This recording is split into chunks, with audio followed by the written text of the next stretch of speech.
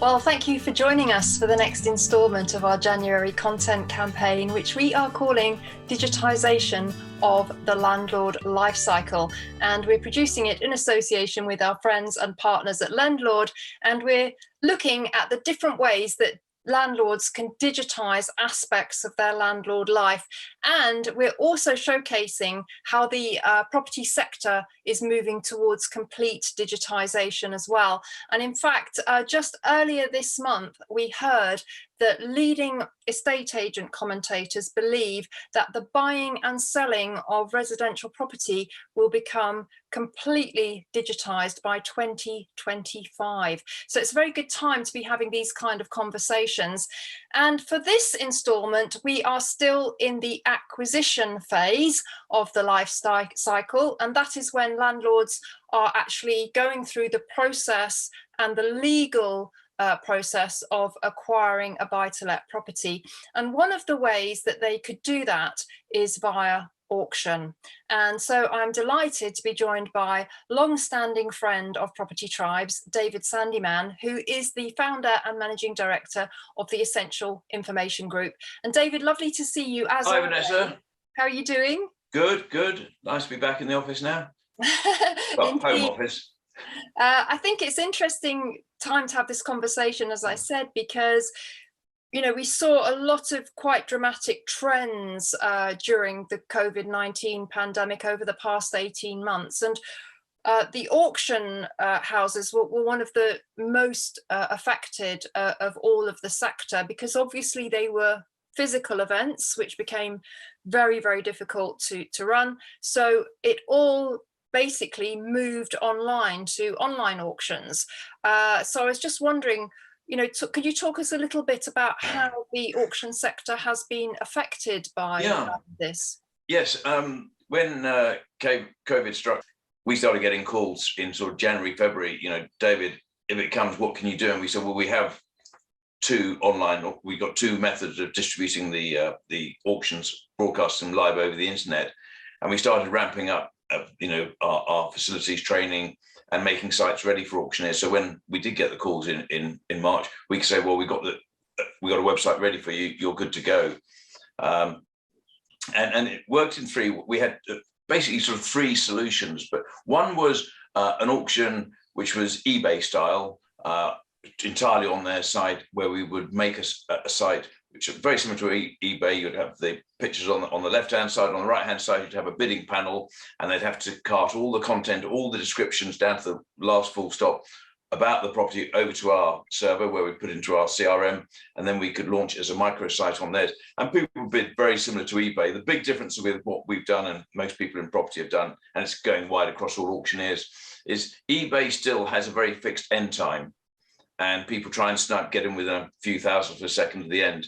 What we do is we say, and the auctioneer chooses the duration of the period, but say there's a bid in the last 30 seconds of the auction, then we automatically extend the auction by another 30 seconds. And if there's a bid, another 30 seconds. And we carry on doing so until 30 seconds or whatever period the auctioneer chooses has passed with no bids. So sniping doesn't work. And it means that everybody's got a fair chance of outbidding the bidder. So that's done where it's purely online. You register online, you pay a credit card in online, which would be a part payment to the deposit or the buyer's premium. And there's no intervention from an auctioneer at all. It's purely the computer doing it. And we either do that by a microsite, where, as I say, we have all the lot details, or we built a little widget, a bit like a chat window. And in there is just the address of the property and the bidding status, and that sits on top. So it's very easy to install that. We're covering majority of the property auctions in the UK use our software in one form or another, but of the auctions we cover, which is about 75% of the property industry, about 70% use the online auction, eBay style, and the other 30% use a broadcasting system where the auctioneer will typically be in his boardroom. Now some are venturing out in the room. Barn and Marcus have gone into the room, big as one can. But during lockdown, the auctioneer would be in front of a video camera. He would have a clerk sitting in front of him as well, watching the bids come in over the internet. And so people would log in, register in the same way. And if you wanted to bid, generally, if you're going to bid at internet, you have to say which lot you're planning to bid on, although some auctioneers allow you to bid on any lot. And the auctioneer in this instance would say, who would like to give me 50,000 for this lot, open bid at 50,000. And the bids could come from one of three places. It might come from a proxy he's got on the catalogue where somebody's given him written authorization to bid up to a certain level. It might come because they're taking telephone bids, so another member of the staff is fielding the calls and relaying bids to the auctioneer, which are coming in from bidders. But the vast majority would come from the bidders who are planning to bid on this lot. They would see it flash up on the screen because the operator puts in, the auctioneer is asking £50,000. And then if you want to bid that, you press a button. That doesn't mean the bid is automatically at 50,000. It means you go in a long list and it's in time order received. And so the auctioneer would generally, or almost every time, pick the top person, say, Mr. A, the bid's with you. Who will give me 55,000? And Mr. B might bid and go. And this goes on. So, and he's talking back to the auctions, and the software is such that certainly if you're on a PC, we can see, we change the color of the button when the guy's hovering over it. So the auctioneer can say, go on, Mr. H, you're hovering over, but just press the button and actually have a real discussion with these people. Now, they see the name, so they'll know quite a few of the customers bidding, and they end up having a discussion as you would in an auction room. And that's worked very well for a lot of auctioneers. Notable ones using it would be Barnum Marcus now, Auction House, London, Stretton's, etc., and quite a few others. What we've found with across both types of online bidding is that the auctioneers have a huge amount more intel about your plans and what you're doing and how far you are going to go. Cast your mind back, even 3 years when you went to the auction room, Grand Connaught rooms, you get 1,000 people pass through the room. The auctioneer doesn't know who most of them are, hasn't got a Scooby's what lot they're planning to bid on or how high, or indeed a record of all the bids they placed. Now, with it being digitized, we can see exactly who bid on what, to what level, and when they bid and what they bought. I mean, the auctioneer always knows what's bought, but the market intelligence they're getting at is absolutely massive. And we're seeing, we ran some numbers just to see the number of registered bidders, and bidder registration came in pre-COVID, where you had to say what you were going to bid on or get registered. We're now seeing, because of these, it's on the internet and there's not the obligation where I ought to go to the auction room. You've always been able to bid remotely, but you feel the sort of poor relation at the auction if you're sat at home and 95% of the bidders in the auction room. Now it's completely reversed. It's completely leveled the bidder playing field. And it means that people haven't got to travel miles. And we looked at some auctions which were held pre-COVID, and we plotted on a Google map to a sort of heat map for a regional auctioneer where the bidders were located at, and they were clustered around the town he was in or the area he was in, and it got fairly sparse as you went out. With it online, A, we're seeing a lot more people registering to bid, and B, from a much wider geographical area. So the going online has really broken down some of those sort of parochial barriers of, oh, well, those sorts of people aren't welcome at my auction. It really has made it very, very open. One thing we have seen, though, with the live stream auction where you've got the video camera, is the run rate of lots being offered has dropped. I looked at one London auctioneer who, pre-COVID, and we were streaming his auction, he was doing about 27 lots an hour. He is down to 14 lots an hour. And I've seen some auctioneers now in COVID, might have been 20 lots an hour, they're now under 10. So it does take a lot longer to get through the lots. The pace of online auctions, certainly where it's broadcast, isn't anything like it was when it was in the room. Why do you think that is, David? Is it because there's a shortage of stock? No, not that they've been slowing down. It's just that people are waiting to try and bid at the last minute. And I think the auctioneers haven't quite got tuned into sort of asking for the bid, or I think they need to start, far be it for me to tell them, but if they were to start saying first, second, third and final time, are we all done, got a bid, as opposed to waiting, who'd like to give me 200? I think because they're not face to face with them, and they can't see them, they can't see their faces, and the auctioneer misses out so much on not having that interaction where he's looking at the audience. Are they concentrating him, or are they checking their phones? It's hard to get engagement with them, through a 10-hour auction all the time. So yeah, we are seeing that slowing down. But the lots are selling, and the important thing is whether it takes 5 minutes to sell a lot or 3. They're doing the best job they can for the vendor, and that's the important part.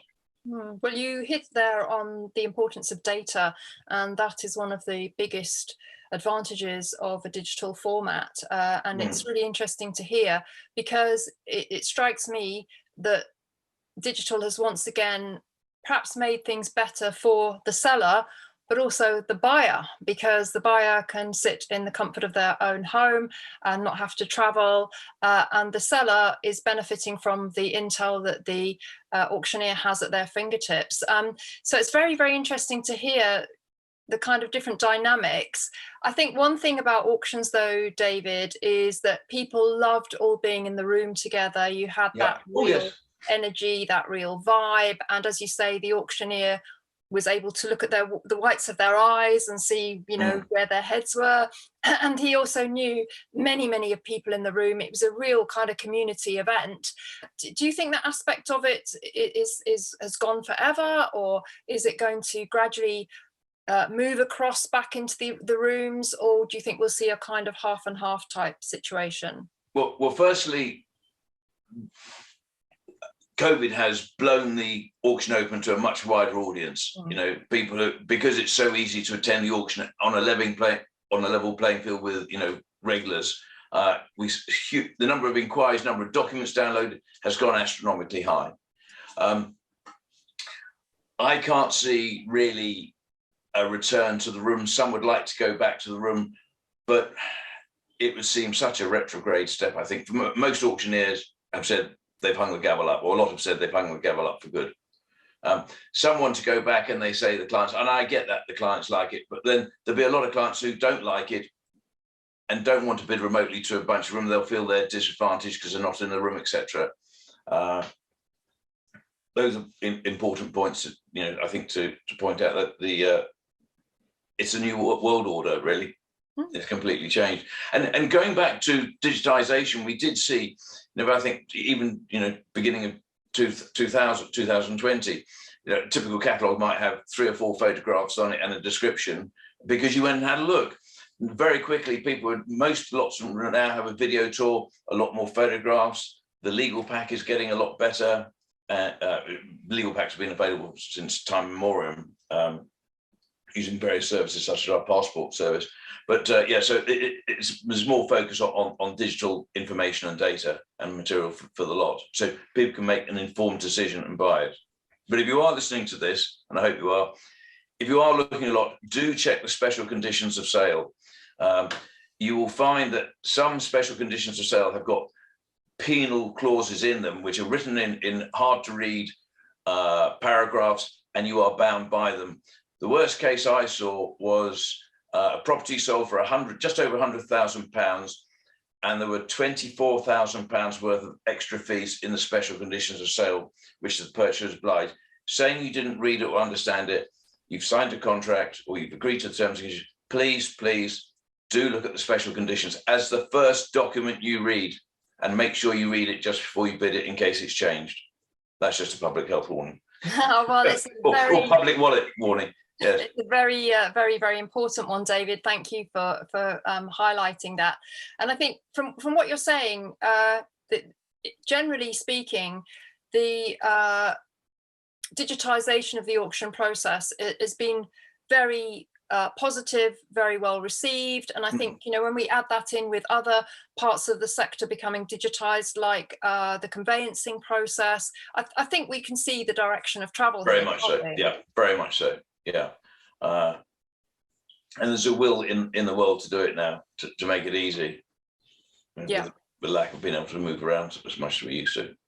Indeed. It's interesting that some trends have started to reverse, but this is a trend that I think is going to stay and become more more embedded, shall we say. David, you know, we're in the acquisition phase. Generally at Property Tribes, we don't recommend that newbies go and buy a property at auction. Auction is an anagram of caution. I tend to advise newbies to work, you know, through normal estate agents and the other channels available to them. Auctions I regard as the domain of more experienced investors. So one of the things that you're very keen and you bang your drum about is the guide price. Good, we got there. So over to you. Yeah, no, it's really interesting. If you go to a port, so let's say you go to Rightmove and 98% or 99% of the property sale will be private treaty, there'll be a price quoted for sale at, or there'll be a price of say 400,000. If you offer that 400,000, chances are you're going to get put into bat with an opportunity to buy it. Yeah. Auctioneers, for some quirky reason, work with something called a guide price. Now, because its price is defined by Google as the amount of money you might reasonably expect to pay for goods or services, in auctions, it's not. All it is, and it was laid down, and the auctioneers have to have this definition in there, wherever they quote the word guide or phrase guide price. All it is, it's an indication where the reserve is currently set. And the reserve is a minimum price that the auctioneer is currently authorised to sell it for. It is not an indication as to what the auctioneer necessarily expects to get for it, and both the guide and the reserve are subject to change.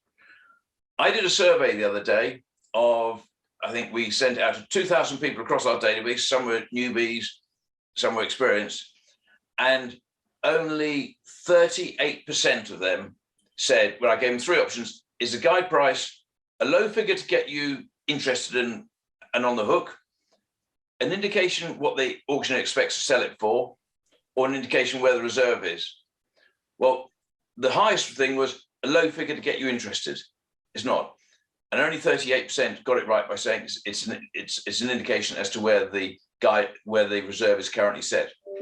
So many people see, and this is where some of the, if you like, the people new to the industry lose out, especially. They see on Rightmove, but they say, "Cool, that's cheap. It's a lovely picture in Rightmove and maybe a video tour," and think, well, that's got a guide of 80, so I'll add 10% on maybe. I'll go to 85, and they go down to the auction or go watch the auction, and it goes past 85, 90, 100 at breakneck supersonic speeds, and think, well, this is a bit of a bloody con. The auctioneer said it's only worth 80, 85, and yet it's selling for 110. That's what the market's worth.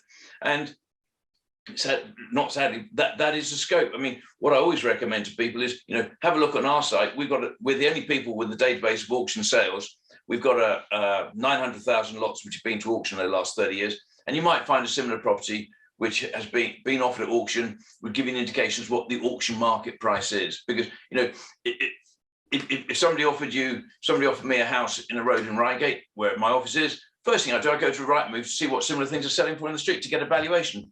That sort of thing doesn't exist in auction so much. Yeah. And the other thing to bear in mind is that just under a third of all lots coming to auction have been to auction at least once before. Mm. So there's a 1 in 3 chance the house you're looking at has been to auction before, and you need to know the history. Mm. Excellent advice, David, because also the guide price does have a knock-on effect to your financing, because auction is typically a cash purchase scenario, and if a newbie comes along and thinks, oh, I'm going to get this house for 20,000, and then it turns out they need to be aware that it could go for 80, 100,000, I think. So it's very, very important that everybody understands what the guide price indicates. Just really as we wind this down now, David, do you have any top tips for buying property online at auction for our community? It's due diligence, due diligence, due diligence. Yeah. So that hasn't changed from the no. Some rules will never change, and you've got to make sure you're fully aware of what you're buying, both from a structural point of view. What's included in the sale of the property. Is a field or the garden which looks like it's yours, is that actually your garden, or have they taken adverse possession of it? And the legals. But it's a great place to buy. I bought one at auction last year, all regulated tenancy, just get out, but go in eyes wide open. Mm. And remember, all the guide prices, indication where the reserve is, it's meaningless. Forget it. You've got to work out what it's worth at auction. And if anybody wants to have a look at our site to see what prices are, just go to eigroup.co.uk and you can set up a free trial for a few days and have a good look around the site and get an understanding of what your marketplace is about in your locality or where you're planning to buy. Love to have them all come and have a look. Absolutely. Well, we'll pop the link to the potential information group underneath this video. I guess, David, if a lot doesn't sell at auction, can the person still contact the auctioneer privately after the auction and put forward a proposal? Very, very much so. Currently, that's a very interesting thing about, and I'll come off. We used to see the sale rate nationally at around 70%. That's now gone up towards 80%. And the reason being, because for most auctioneers, you have to pre-register. If somebody's, say, lot 5 hasn't got any, when we work out percent sold, the question is, did the auctioneer invite bids on it? And if he did it sell? But if he's got a lot where nobody has registered to bid on it, nobody can bid on it, so he would withdraw the lot prior to sale. So it's pushed the percent sold up across the industry because they now have got a much better indication of which ones aren't going to sell.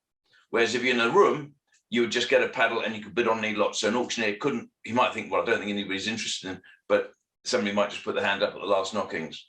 So does that mean that there would be anywhere online where it would list unsold lots? Absolutely. Well, we list all the unsold lots on our site as well. But no, the auctioneers, and I would encourage you to phone up about these unsold lots. You know, if you like the orphans of the world, they haven't got a new home to go to. The vendor wants to sell. He didn't sell it prior to auction. He didn't sell it on the day. And I'd suggest he's in the last chance saloon, really. Excellent. You know, as a he or she for a vendor, and he will take, you know, you're going to have to sign the contract, you know, there and then, or do it electronically. But yeah, they will take very interested in taking bids on properties after the auction, and quite a few do sell post auction. Definitely a great opportunity. Well, it's great that you've highlighted that, David. You really are just such a great resource for the property community, and at Property Tribes we've always appreciated your insights. You're like the Wikipedia of everything to do with buying property at auction. So thank you very much for joining me on this call, and we wish you all the best for 2022. Are you feeling optimistic about the new year?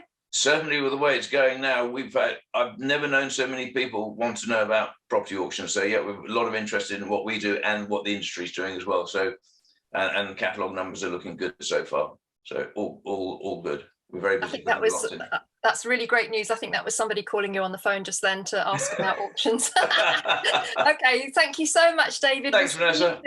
And everybody watching this, thank you for watching. I hope you've enjoyed David's insights, and please join me tomorrow as we continue the digitisation of the landlord life cycle. We're in the acquisition phase, and tomorrow we're going to be talking about financing your projects, because as David will agree, finance is the lifeblood of a property business. Without it, you're dead in the water, and you really need to get finance fit before you even start thinking about acquiring properties. So we'll see you tomorrow for that.